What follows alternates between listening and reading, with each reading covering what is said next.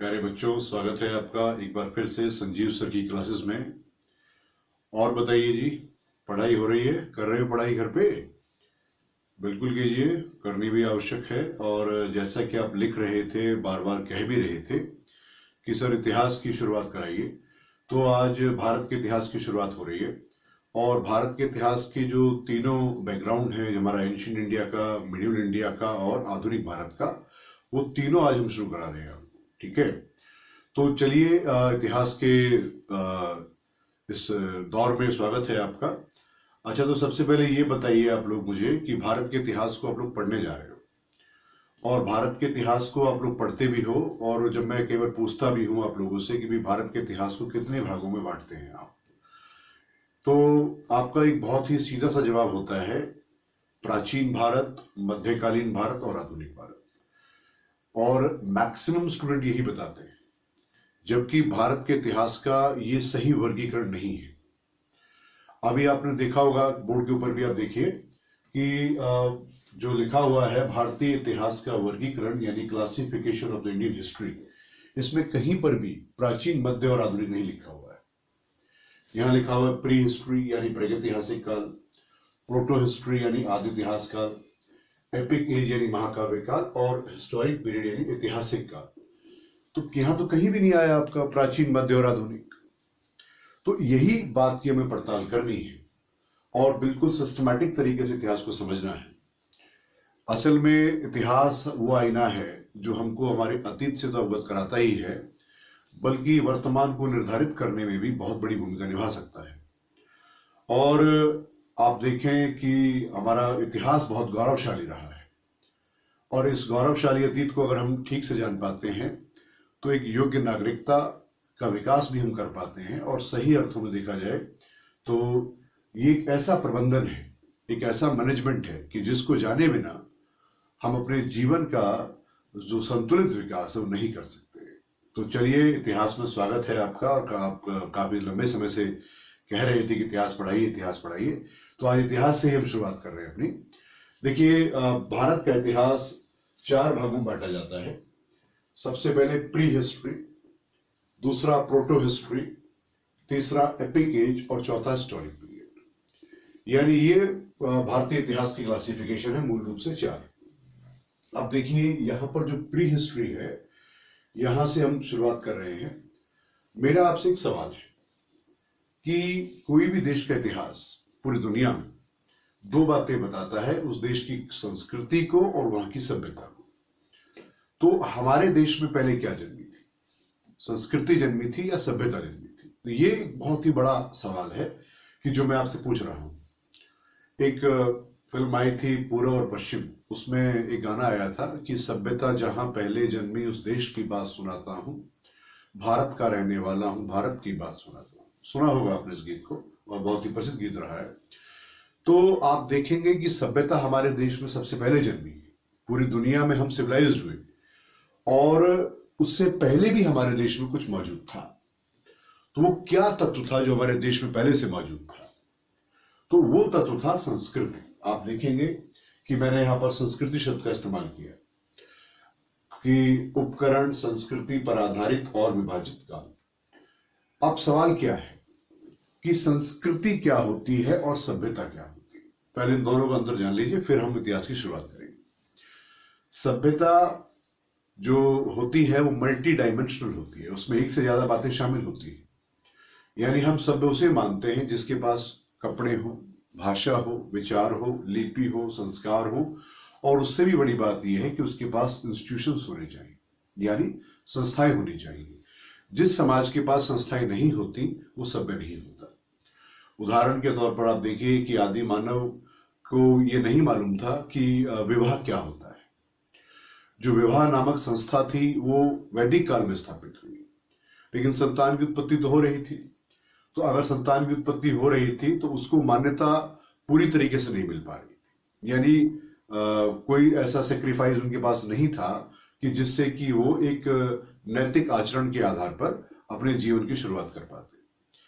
और आज ऐसा ही होता है कि आज विवाह होता है, संतान भी उत्पन्न होती है और बड़ी रिकॉग्नाइज्ड है, वो कोई दिक्कत नहीं उस पर। तो यानी कुल मिलाकर ऐसा समाज जिसके पास ये सारी बातें होती हैं वो सभ्य होता है। जबकि संस्कृति की अगर मैं बात करूं तो संस्कृति मोटे तौर पर एक सिंगल डायमेंशनल होती है, यानी एकल आयामी होती है। यानी जैसे हम बात करते हैं हरियाणवी संस्कृति, तो आप देखिए हरियाणा में ही मिलेगी आपको, और कहीं बाहर गई है देश से तो वहीं से गई है। अगर मैं बात करता हूँ हिंदू संस्कृति तो हिंदुओं की ही है। मैं कहता हूँ मुस्लिम संस्कृति तो मुसलमान भाइयों की है। मैं कहता हूँ सिख संस्कृति सिखों की है। तो कुल मिलाकर वो एक सिंगल डायमेंशन होती है, और जब कलेक्टिवली वर्क करती है, सम्मिलित रूप से कार्य करती है, तो उसको सभ्यता कहते हैं। यानी कि आप देखेंगे कि आदि मानव का काल है प्रागैतिहासिक काल। इसके पास ना कपड़ा था, ना खाना था, ना भाषा थी, ना विचार थे, ना लिपि थे, ना संस्कार थे, और ना ही कोई इंस्टीट्यूशंस थे इसके पास, यानी कोई संस्थाएं भी नहीं थी। मगर इसने फिर भी अपनी आवश्यकताओं को पूरा करने के लिए एक चीज बनाई थी, वो थे पत्थर के उपकरण, जहां लिखा भी हुआ है बोर्ड पर उपकरण, और हमको वही प्राप्त हुए। हमें केवल आदि मानव के टूल से रिकवर्ड हुए हैं, वही हमको प्राप्त हुए हैं। इसीलिए हम उसके पूरे काल को इस उपकरण पर आधारित मानते हैं, और वही इसकी संस्कृति का भाग बन गए। तो अब इस स्टेटमेंट से हम शुरुआत करेंगे। देखिए, जो प्रागैतिहासिक काल है ये आदि मानव का काल है। आदि मानव ने अपनी आवश्यकताओं को पूरा करने के लिए सबसे पहले पत्थर के उपकरण बनाए थे। उसको मांस को चीरने फाड़ने के लिए आवश्यकता पड़ी होगी, तो उसने पत्थर के उपकरण बनाए। तो इस स्टेटमेंट से हम अपने इतिहास की शुरुआत करते हैं। और आपके जो सवाल था कि आप जो प्राचीन, मध्य और आधुनिक बताते हैं वो कहां आते हैं, उसकी भी पड़ताल हम यही करेंगे। देखिए, तो मैंने यह स्टेटमेंट लिखा है, उपकरण संस्कृति पर आधारित एवं विभाजित का, based upon the tools type culture and divided. यानी कि आप देखेंगे कि सबसे पहले मानव ने अपनी आवश्यकताओं के आधार पर उपकरणों का निर्माण किया, यानी टूल्स बनाए थे। भाई आवश्यकता पड़ी होगी तो टूल्स बनाए। पूछेगा कि टूल्स किसके बने थे, तो टूल्स पाषाण के बने थे। पाषाण को वैज्ञानिक भाषा में लिथिक भी पुकारा जाता है। ठीक है, जैसा कि आपको मैं दिखाऊंगा अभी आगे कि बार बार शब्द आएगा, जैसे यहां पर जब डिवीजन करेंगे तो यहां पर दिखाऊंगा आपको उसको। पाषाण के बने थे, पत्थर के औजार बने थे, और पाषाण को वैज्ञानिक भाषा में लिथिक पुकारा जाता है। और आदि मानव ने अपने औजारों में पहली बार जिस पत्थर का उपयोग किया था, उस पत्थर का नाम था क्वार्टजाइट। यानी क्वेश्चन आपसे पुट होगा कि भाई आदि मानव ने जो उपकरण बनाए थे वो उपकरण किस पत्थर के बने थे, तो आपको जवाब देना है क्वार्टजाइट। पहली बार इस पत्थर का इस्तेमाल किया गया था औजार बनाने में। दूसरी बात कि हमने कहा कि पहले संस्कृति आई है और फिर पूरी दुनिया में सबसे पहले हम सभ्य हुए। ठीक है, तो यहां पर दूसरा शब्द भी हमने देखा, तो वह है संस्कृति। अब संस्कृति पर आने से पहले मैं एक बात और आपको बता दूं कि भारत के इतिहास में जो प्री हिस्टोरिक पीरियड है, ये ओनली पीरियड है, केवल अकेला ऐसा काल है divided on the basis of tools. Pre historic period is the only period of Indian history divided on the basis of tools. केवल एकमात्र भारत का इतिहास जो पत्थर के उपकरणों पर विभाजित है। ठीक। दूसरा आपसे सवाल यहां जनरेट होता है, वो पूछेगा एग्जामिनर आपसे कि what was the first natural resource used by the primitive man. आदि मानव के द्वारा पहला प्राकृतिक संसाधन क्या उपयोग किया गया था। देखिए, मेरा आपसे फिर एक सवाल आ गया यहां पर कि क्या आप जानते हैं कि साधन में और संसाधन में क्या अंतर होता है। What is the difference between the source and resource. तो इसका जवाब अपने अंतर मन में आप खोजिए, और नहीं जान पाए हैं तो मैं बता रहा हूं। जब भी कोई वस्तु या मनुष्य किसी के उपयोग के लायक बन जाता है तो साधन से संसाधन कहलाता है। तो जब तक ये पत्थर जमीन पर बेकार पड़ा हुआ था तो साधन था, मगर जब इसको घिस पीट कर उसने टूल के रूप में कन्वर्ट कर लिया, औजार के रूप में परिवर्तित कर लिया, तो संसाधन बन गया। तो यानी जो फर्स्ट नेचुरल रिसोर्स था वो स्टोन था। यानी आदि मानव ने जिस पहले प्राकृतिक संसाधन का उपयोग अपने लिए किया था वो पाषाण था, और उसका औजार बनाने में इस्तेमाल किया था, और उस औजार को बनाने में जिस पत्थर का इस्तेमाल किया था उस पत्थर का नाम था क्वार्टजाइट। क्लियर बात सबको। दूसरी बात, कल्चर। देखिए, संस्कृति को मैं यहां डिफाइन कर रहा हूं। हमारे देश में सबसे पहले कल्चर का विकास हुआ, और वही बाद में हमको सभ्यता तक ले गई। आप देखेंगे कि आदि मानव की ये दो प्रकृतियां दिखाई गई मैंने यहां पर। एक तो वो हंटर और गैदरर था, यानी आखेटक और संग्राहक था, वो शिकार करता था जैसे भी उससे हो पाता था और अपना खाना इकट्ठा करता था। अभी वो फूड प्रोड्यूसर नहीं है, यानी खाना उत्पादन नहीं करता है, भोजन उत्पादित नहीं करता है। और ये जो हंटर और गैदरर है, ये वो मेथड है जिसके जरिए अपना खाना इकट्ठा करता था, भोजन एकत्र करता है। दूसरे साथ में वो एक प्रोसेस और करता था, वो था सेमी नोमैडिक और पैस्टोरल, यानी अर्ध यायावर और पशु चारक। पालक शब्द इस्तेमाल नहीं किया अभी तक हमने। चारक वो लोग होते हैं जो अपने पशु चराते हैं, मांस के लिए उनको पालते हैं, और जब आवश्यकता होती है आपातकाल में तो उन्हीं में से किसी को मार के खाते हैं। यानी ये अर्ध यायावर था, पशु चारक भी था। ये वो लोग होते हैं जो अपने पशुओं को लेकर चलते हैं। अब क्योंकि कृषि तो करता नहीं है, तो अगर पशुओं को खिलाएगा नहीं तो उनकी जो संख्या घट जाएगी, वो मरने लगेंगे। और अगर वो मरने लगेंगे तो आपातकाल में उसको भोजन की आवश्यकता होती है, तो कैसे इस्तेमाल करेगा उनका। तो ये चलता था उनको लेकर, और जहां कहीं पर घास फूस का मैदान देखता था तो वहां रुकता था 2 दिन 4 दिन 10 दिन। और जब वो पशु उस पूरे पैस्टल ग्राउंड को क्लियर कर देते थे, यानी खा लिया करते थे, तब ये उस स्थान को छोड़ के फिर आगे बढ़ जाता था, यानी रुक कर आगे बढ़ने वाला। तो ऐसे लोग हम बोलते हैं अर्ध यायावर, और साथ में वो था पशु चारक। तो ये अगर इसका मेथड था हंटर और गैदरर, तो ये इसका मूल्यों को रिप्रेजेंट करता है, यानी उसके वैल्यूज को बताता है। अब आप देखेंगे कि भारत के इतिहास में या पूरी दुनिया के इतिहास में हंटर और गैदरर और सेमी नोमैडिक और पैस्टोरल जो भी लोग होते हैं, ये विधि और ये मूल्य केवल एक ही लोगों के होते हैं, और वो होते हैं ट्राइबल। यानी भारत में सबसे पहले जो कोई कल्चर का डेवलपमेंट हुआ था वो ट्राइबल थे। इसको आप इस बात से भी समझ सकते हो कि जैसे हमारे देश का नाम भारत है, तो भारत हमारा नाम कैसे पड़ा? तो राजा दुष्यंत के बेटे भरत के नाम पर इस देश का नाम भारत है, सब जानते हैं। भरत क्या था?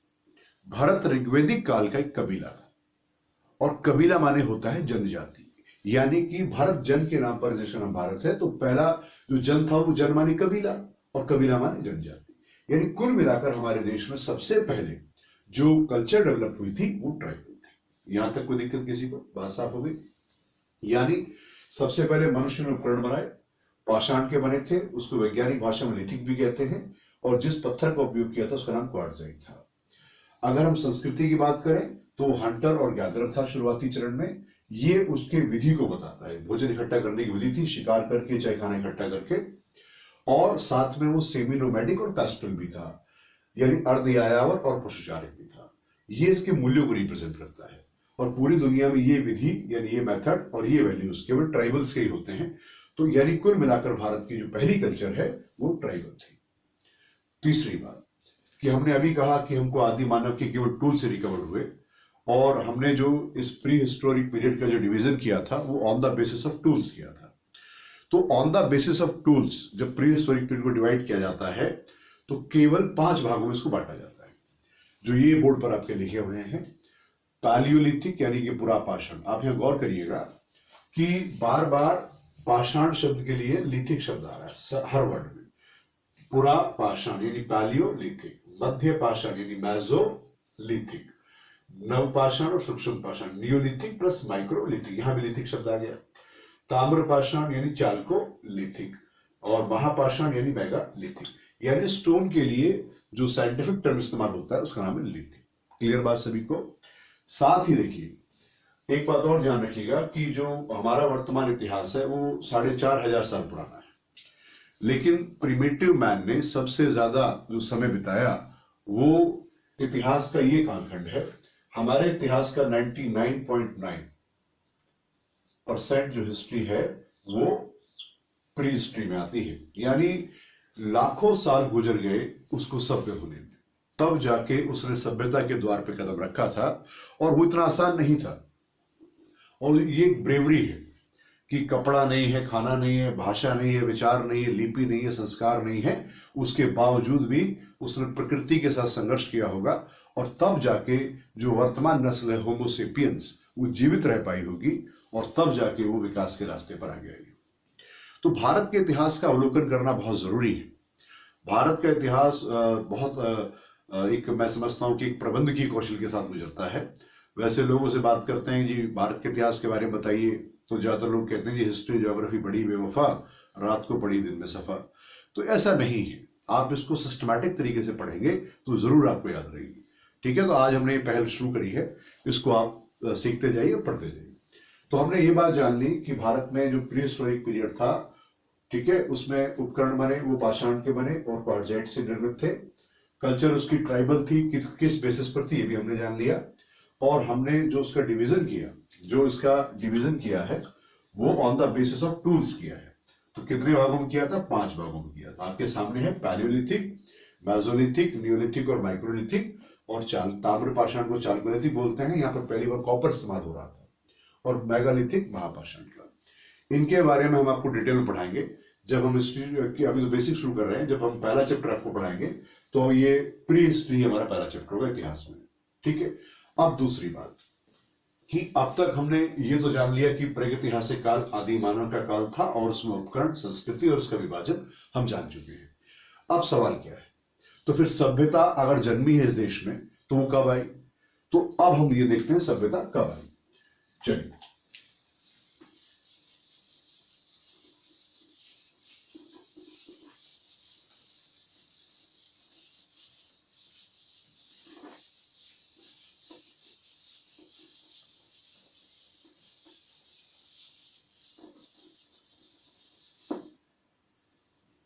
देखिए, प्रागैतिहासिक काल तो आदि मानव काल है, आप जान चुके।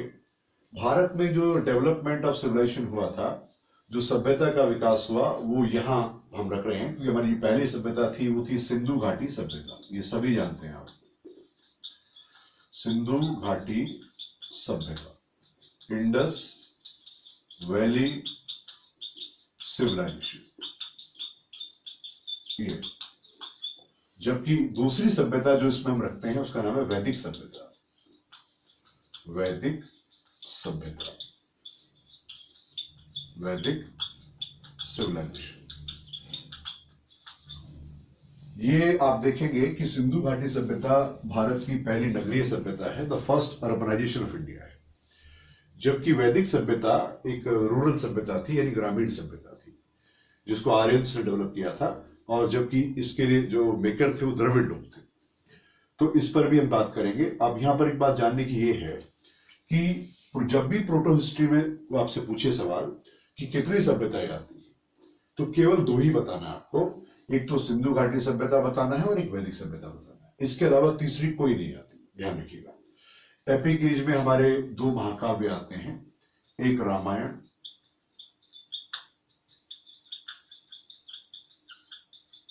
और दूसरा महाभारत।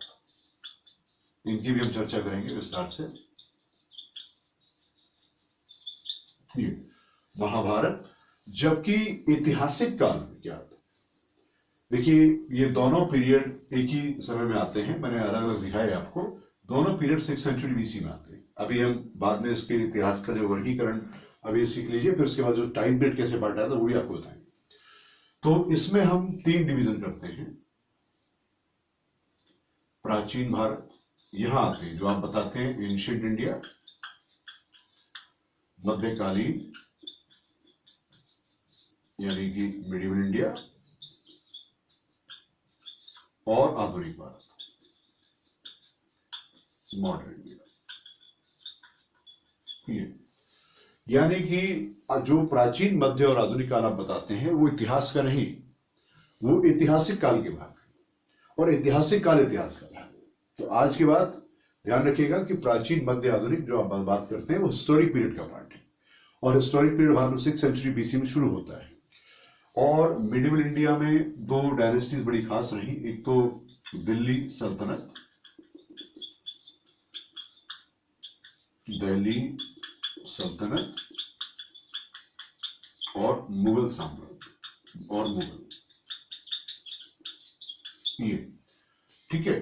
जबकि अगर मॉडर्न इंडिया की बात करेंगे तो मॉडर्न इंडिया 2 पार्ट में होता है। इसमें आपको बता दें आपको कि ये 1757 से लेके 1947 तक का समय हम मानते हैं, जिसमें पहला चरण तो हमारा होता है 1757 से लेके और आपका 1947 है। ये फर्स्ट फेज, जिसको बोलते हैं battle of Plassey to till India independence. और सेकेंड फेज हमारा नेहरू जी का समय माना जाता है 1947 से लेकर सन 64, उसको नेहरू एज कहते हैं। तो वो इंडियन पॉलिटी का भाग है। तो यानी कुल मिलाकर यहां तक हमने इसको बांटा। अब आपने देखा कि भारत के इतिहास का वर्गीकरण हमने कर लिया कि प्रागैतिहासिक काल भी जाना, प्रोटोस्टिक कौन कौन सी सभ्यता आती है ये भी हम जान गए, एपिक एज में कौन कौन क्या क्या आते हैं, रामायण महाभारत आते हैं, और हिस्टोरिक पीरियड में क्या है ये भी हम जान गए। अब यहां पर एक सवाल उठता है कि ये सभ्यता तो बहुत पुरानी है, सिंधु घाटी सभ्यता, तो इतिहासकार ने इनको यहां क्यों नहीं रखा, प्राचीन भारत में क्यों नहीं रखा, इसके लिए अलग वर्ड क्यों यूज किया था, प्रोटो हिस्ट्री, ये जांच का विषय है। देखिए एक बात आप जान लीजिए कि इसका जो पैरामीटर है वो साक्षरता है, यानी लिटरेसी है। हमारे देश में साक्षरता के लिए क्या निर्धारण है कि कोई भी व्यक्ति भारत के संविधान की 8वीं अनुसूची में उल्लेखित 22 भाषाओं में से अगर किसी भी एक भाषा में लिख और पढ़ दोनों सकता है तो उसको साक्षर माना जाता है। There are 22 languages prescribed in the 8th schedule of Indian Constitution. If anybody is able to read and write any of the prescribed language of 8th schedule is literate, otherwise illiterate. अब देखिए यानी कि साक्षरता है वो पैमाना जिसके कारण इनको वहां स्थान नहीं दिया गया है। यहां पर आप देखेंगे क्या ये लोग लिखते थे, क्या हमने इसको पढ़ पाया, और क्या हमारे पास इसका अर्थ है। यानी अभी मैंने जो बात आपको बताई थी कि साक्षर होने के लिए लिखा और पढ़ा दोनों जाना जरूरी है। आप देखेंगे कि ये लोग लिखते थे, इनकी लिपि है हमको मिली है, मगर हम इसको पढ़ नहीं पाए और इसका अर्थ भी हमको नहीं मालूम। तो यानी साक्षर होने के लिए लिखा पढ़ा होना चाहिए, वो नहीं है, यहां पर बात अधूरी रह गई। जबकि वैदिक काल में अगर आप देखें, क्या वो लिखते थे, क्या वो पढ़ते थे, क्या उसको अर्थ मालूम था उनको। तो आप देखिएगा कि जो वैदिक लिटरेचर की बात है कि तो उसका जो ट्रांसमिशन होता था, उसका जो प्रसारण होता था वो मौखिक होता था। वैदिक लोग मौखिक तौर पर रटते थे, उसको शुरुआती चरण में लिखते नहीं थे। ठीक है, वैदिक people spoke Sanskrit language, they transmit their literature orally generation to generation until writing very late. यानी वो एक पीढ़ी से दूसरी पीढ़ी तक उसको चलाते रहे, लेकिन लिखा गया बहुत बाद में, और जो लिखा गया था वो 6th सेंचुरी बीसी में लिखा गया था। यानी कि ये लोग लिखते नहीं थे, बोलते थे और पढ़ते थे और अर्थ भी उनको मालूम था, पर फिर भी बात बिगड़ गई। साक्षर होने के लिए लिखा पढ़ा दोनों चाहिए। ठीक, यानी कुल मिलाकर यहां पे आप देखेंगे कि ये लोग पढ़ लिखा हम पढ़ नहीं पाए, ये लोग बोलते थे पर लिखते नहीं थे। जबकि 6th सेंचुरी बीसी वो समय है कि जहां पे लिखा हुआ भी मिलता है, उसको पढ़ा भी जा सकता है और उसका अर्थ भी निकाला जा सकता है। यानी यहां पर दोनों काम होते हैं, लिखा भी जाता है, पढ़ा भी जाता है। इसीलिए हिस्टोरिक पीरियड को आप चाहें तो साक्षर इतिहास भी कह सकते हैं, कोई दिक्कत की बात नहीं है। ये क्वेश्चन आपसे आ सकता है कि भारत में साक्षर इतिहास यानी लिटरेट हिस्ट्री कब शुरू होती है, तो आपको बताना है 6th सेंचुरी बीसी से शुरू होती है। ठीक है, तो इसके ये पार्ट हमने आपको बताए जिसको हम बारीकी से पढ़ेंगे और एक एक करके इसके विषय में जानेंगे। ठीक है, आप देखिए क्योंकि सिंधु घाटी तो मैं आपको अलग से ही पढ़ाऊंगा, वैदिक सभ्यता आपको अलग से ही पढ़ाऊंगा, और ये क्यों भारत के इतिहास में नहीं रखेगी ये मैंने आपको बताई कि यहाँ क्यों नहीं रखा गया, इसको अलग क्यों रखा गया। तो उसका जो पैरामीटर था वो लिटरेसी है, यानी यहां से तो लिखा जाता था और उसको पढ़ा भी जा सकता है। और जबकि ये लोग लिखते थे पर हम पढ़ नहीं पाए, ये लोग लिखते नहीं थे केवल बोलते थे। और साक्षर होने के लिए लिखा पढ़ा होना दोनों जरूरी है।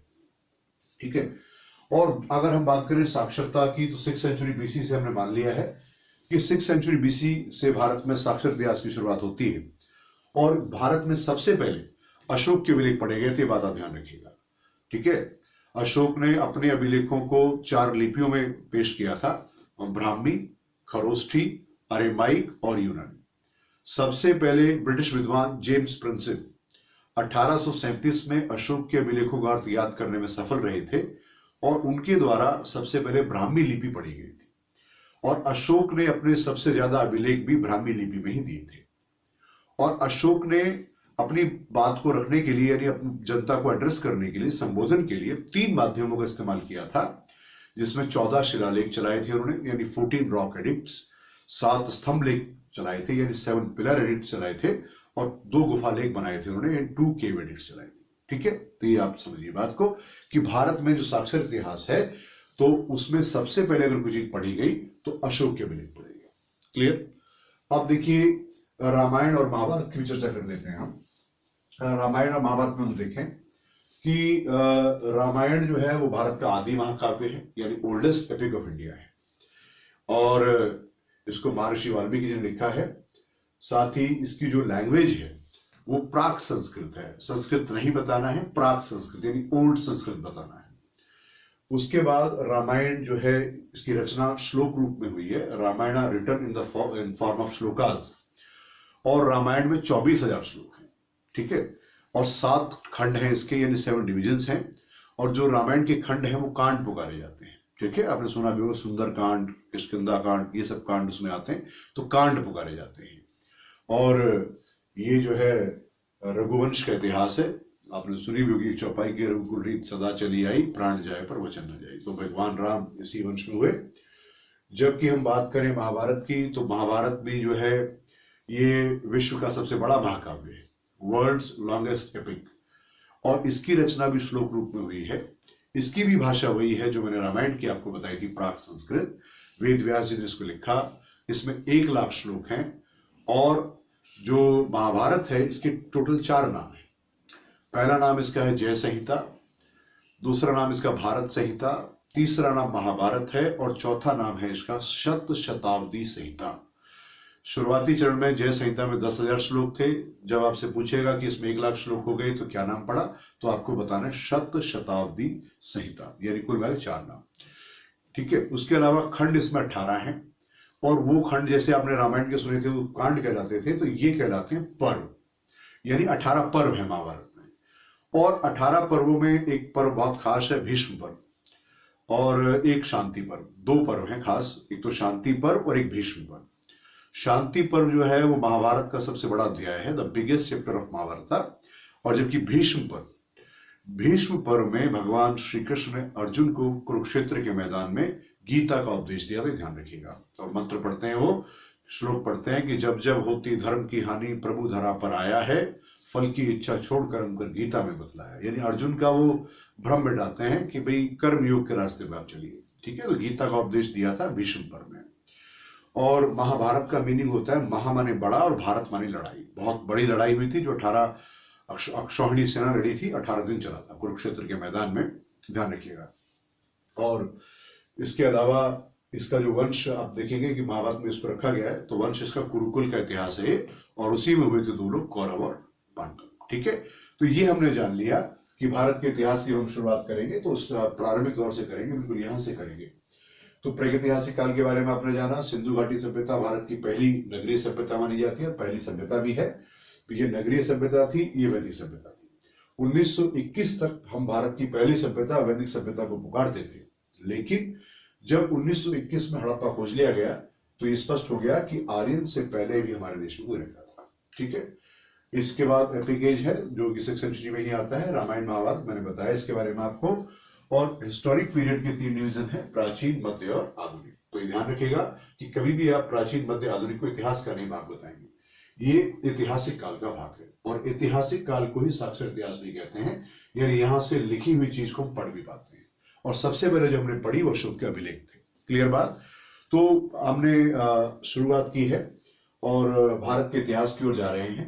तो पहला मैंने बेसिक आपको समझाया है, और इसको पढ़िए, समझिए, क्योंकि फिर मैं कह रहा हूं कि परीक्षा सीखने वालों के पास होती है, ना कि पढ़ने वालों। ठीक है। जय हिंद।